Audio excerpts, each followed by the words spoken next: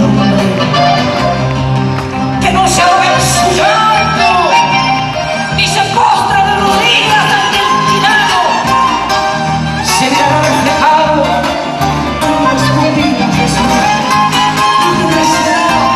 en el jardín inmenso de los niños del mundo.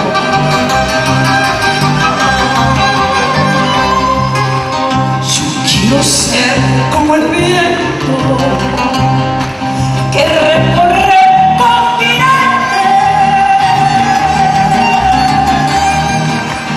y abrazados firmemente desde el mundo que comprende, y abrazados firmemente desde el mundo enemigo.